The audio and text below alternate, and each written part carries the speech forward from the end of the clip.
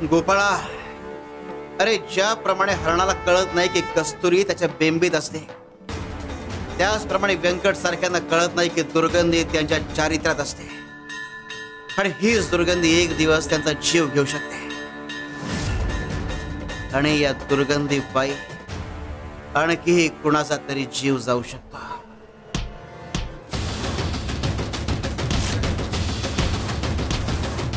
आई काय करतेस तू? बस झालं. हे संकट माझ्यामुळेच ओढवलंय. मीच या सगळ्या जबाबदार आहे. तू जा, तू बाहेर जा. पौर्णमी, मला एकटीला सोड. मी माझी चूक आहे, मला शिक्षा मिळायलाच हवी. तुझी अशी अवस्था मला बघवत नाहीये. मी नाही तुला सोडून जाणार. तू कशाला आलीस इथे? आई जा इथून, मला एकटीला राहू दे. जा.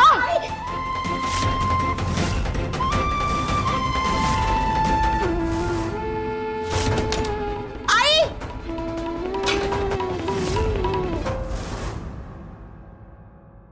नाही, मला जगायचंच नाही.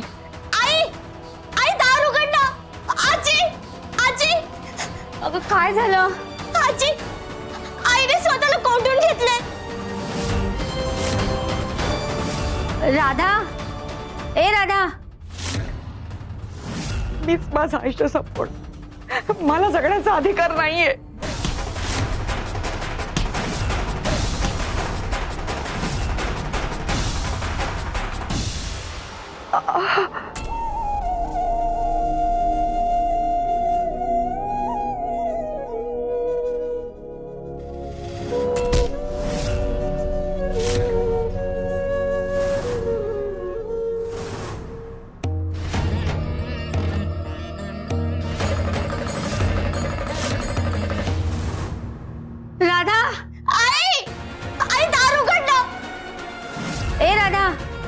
अगं दरवाजा उघड. अगं हा कसला वेडेपणा करतेस ग? अगं राधा, तूच जर अशी हार मानलीस तर आम्ही कोणावर विसंबून राहायचंय? अगं राधा, तूच आमचा खरा आधार आहेस. राधा, दरवाजा उघड. आई, तुला का कळत नाही? तुझ्याशिवाय माझं जग रिकामं होईल. खोल ना दरवाजा. ए राधा, अगं उघड ग, दार उघड. मला सोडून नको ना जाऊ. साई, दार उघड ना. अगं राधा, तुझ्यात अजून अपार शक्ती आहे. उघड ग दरवाजा, उघड.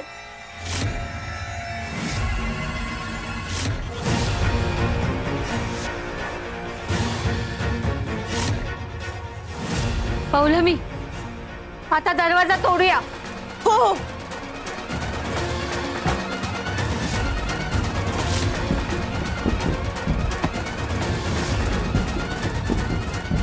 अजून जोरात मार.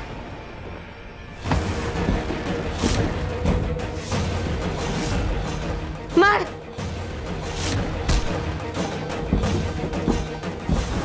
आजी, अगं दारच उघडत नाहीये. स्वामी, आता तुम्हीच काहीतरी करा. श्री स्वामी समर्थ. श्री स्वामी समर्थ.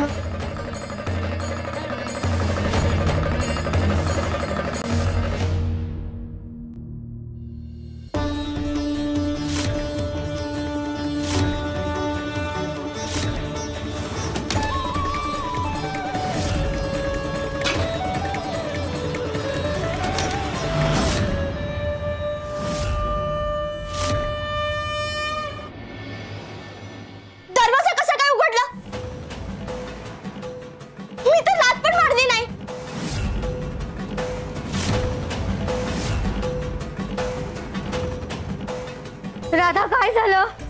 राधा उठ. राधा उठ. राधा, अगं राधा, काय करून घेतलंस ग? राधा उठ. आई उठ. नाही, हे काय करून घेतलंस तू स्वतःच? आई! राधा, राधा, अगं उठ ना. ऐकतेस नाही? आई उठ ना. आई! राधा,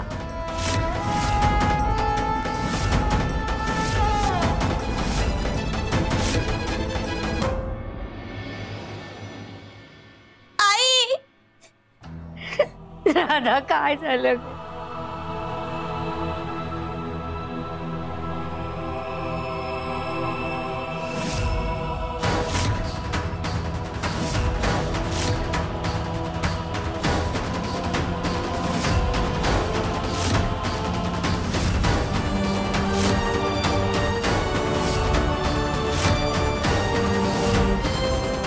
देवा देवा ही परीक्षा का घेतलीस?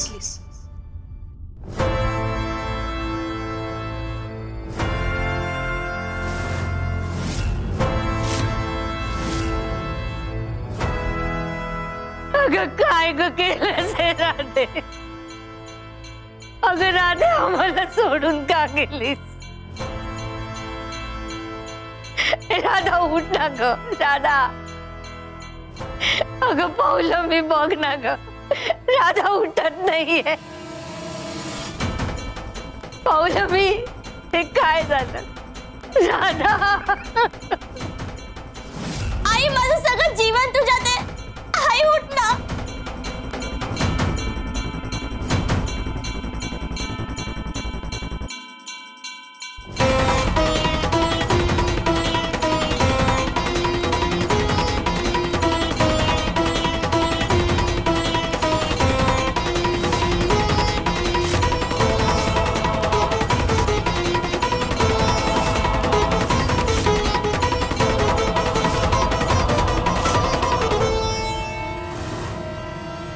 शिव शंकर शंभो.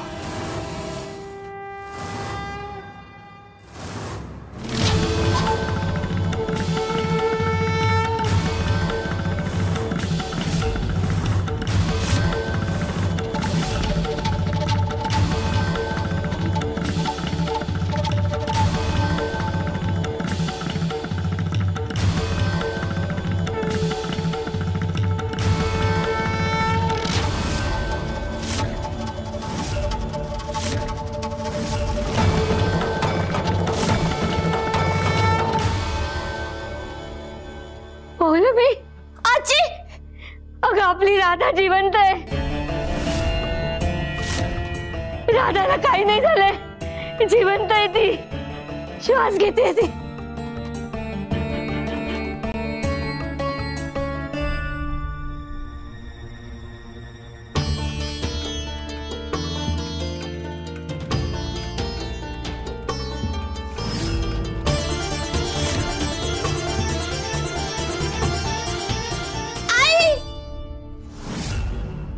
सोडून जाणार होतीस का? काय ग, माझ्या एकटीवर पौलमीची जबाबदारी टाकून जाणार होतीस? आणि तेही व्यंकटचं संकट डोक्यावर असतात का मला पापाचा धनी बनवत होतीस?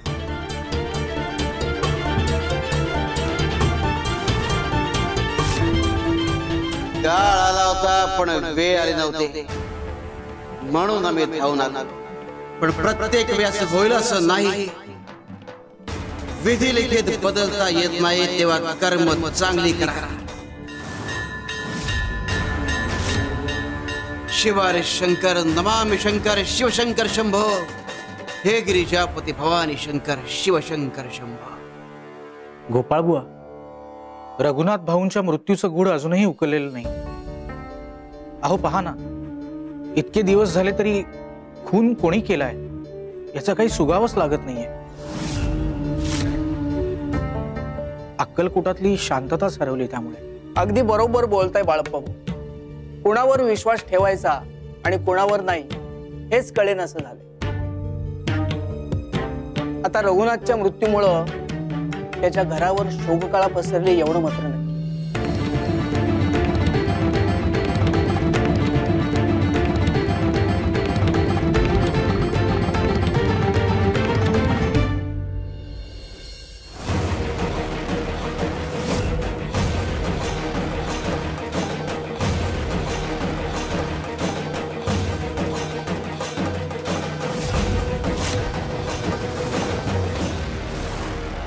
दिवा कुठे आहे?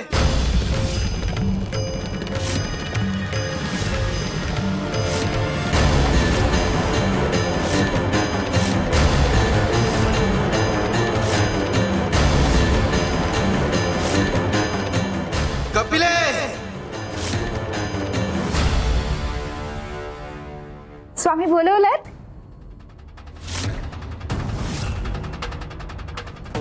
कपिले, दिवा कुठे आहे? दिवा तो रघुनाथाच्या नावाने लावलेला दिवा ना? तो बाहेर निर्माल्याबरोबर केरात टाकला मी.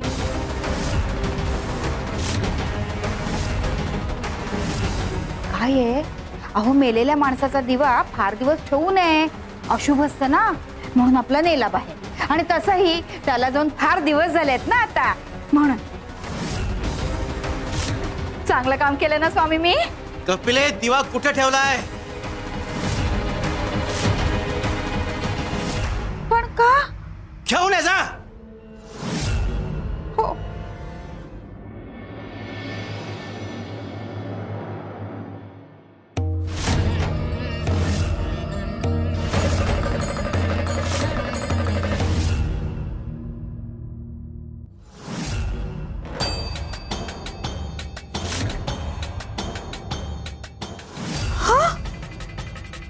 हा दिवा तर आम्ही शांत केला होता आणि मग जमिनीत पुरला होता, का तर नदीवर जायला नको म्हणून.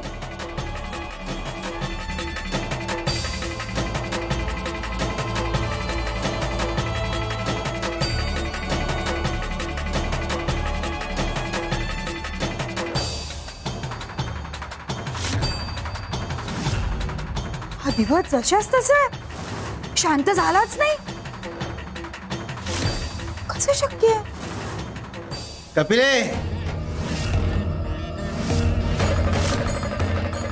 कपिले, या दिव्याच्या रूपानं रघुनाथ आमच्या सोबत आहे.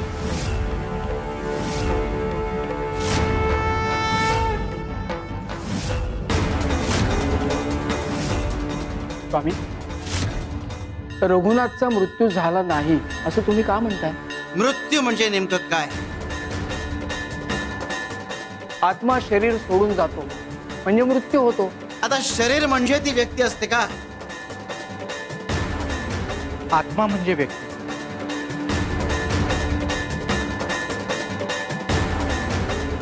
हक्का पुष्पा,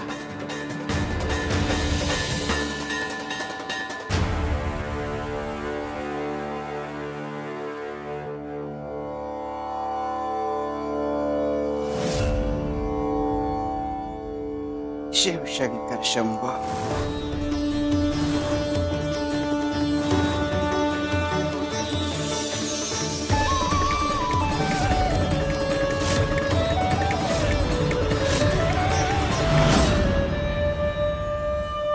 पाहिलं, कापसाचं रूपांतरण धाग्यात झालं आणि धाग्याचं रूपांतरण या कापडात झालं. कापसाने फक्त रूप बदललं, पण कापूस कायमचा नष्ट झाला का? अरे, याचप्रमाणे मृत्यू सारखाच काही नसतं अस्तित्वात. माणसं उगाच घाबरतात मृत्यूला.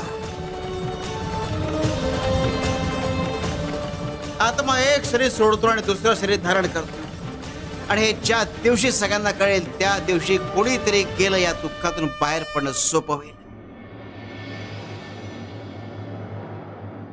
आमच्या राधाला याची जाणीव होणं गरजेचं आहे. जर ती दुःखात राहिली तर बेसावध राहिली, आणि मग तिच्या वाट्याला मोठं संकट येऊ शकतं.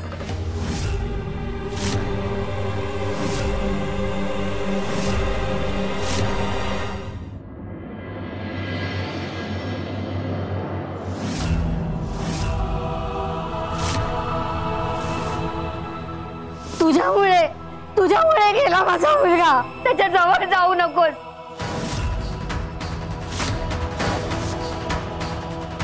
राधा, अगं उठ ना. ऐकतेस नाही? आई उठ ना.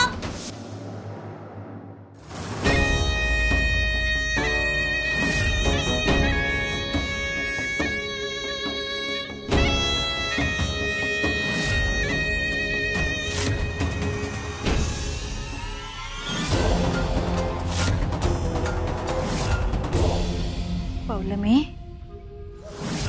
बाळा, बाबांची आठवण येते ना? तुझं दुःख मी समजू शकते ग बाई. एवढ्या लहान वयात बाबाचं छत्र हरवणं काय असतं माहिती आहे हो मला.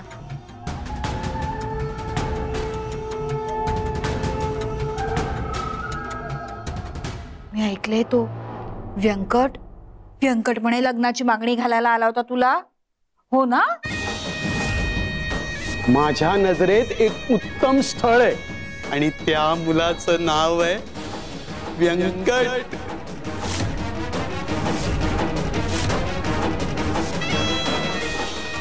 उद्या संध्याकाळपर्यंत जर माझं सगळं कर्ज नाही फेडलत ना, तर तुमचं हे घर आणि जमीन मी माझ्या ताब्यात घेईन.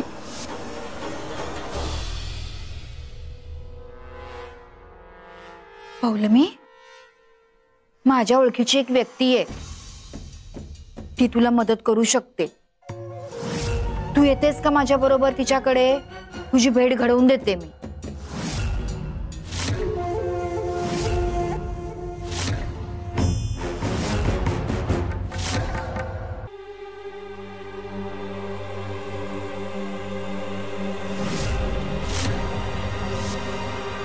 काय झालं व्यंकट सावकार? का निरोप धाडलात? काम अतिशय जोखमीचं आहे आणि हे फक्त तुम्हीच करू शकता, म्हणून तुम्हाला निरोप धाडला. जोखमीचं काम आहे आणि फक्त आम्हीच करू शकतो? हो. दुप्पट देईन. बर, काम काय ते सांगा. तुम्ही पौलमीला माझ्या घरी घेऊन या. मला तिच्याशी थोडं बोलायचंय. काय काम आहे? नाही सावकार, खरं सांगा हा, खोटं सांगायचं नाही. कपिलेला खोटं बोललेलं आवडत नाही, कारण कपिला खोटं बोलत नाही. हो हो, मग आता खरं काय आहे ना तेच सांगतो तुम्हाला. मला पौलमीशी लग्न करायचंय.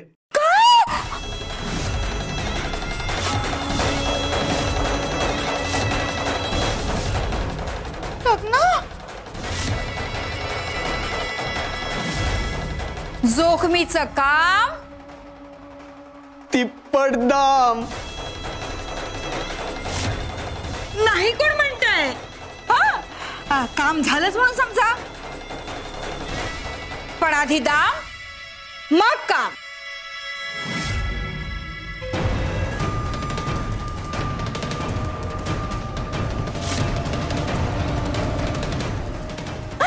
दाम करी काम आणि फळ तीही रोज मिळतील, अगदी ताजी. तुम्हाला तुमच्या कामाचं फळ मिळालंच म्हणून समजा. तथास्तु. दाम करी काम.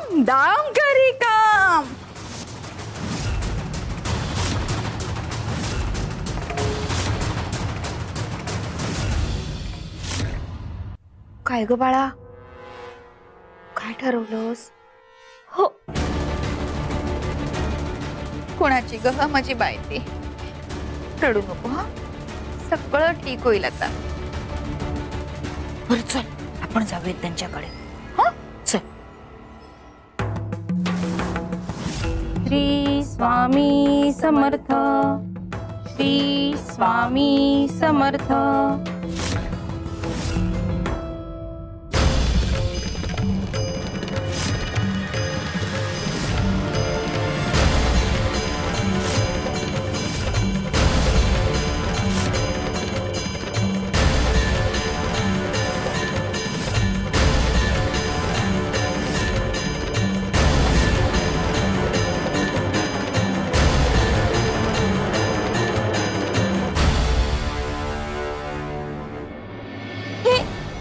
कोणाचं घर आहे?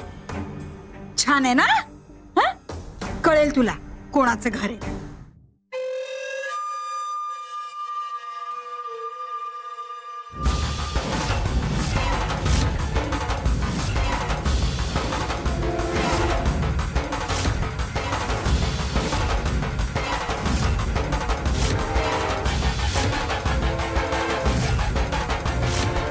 तुम्ही इथे?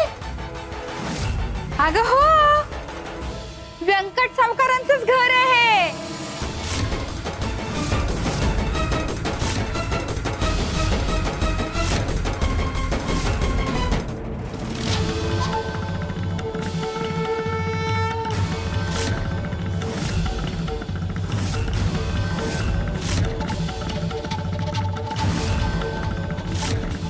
गयाते, स्वामींनी आसूड का आणलाय?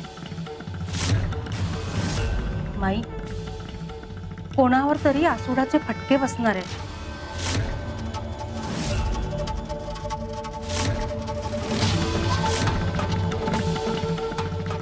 हो गयाते, आज नक्कीच काहीतरी घडणार आहे.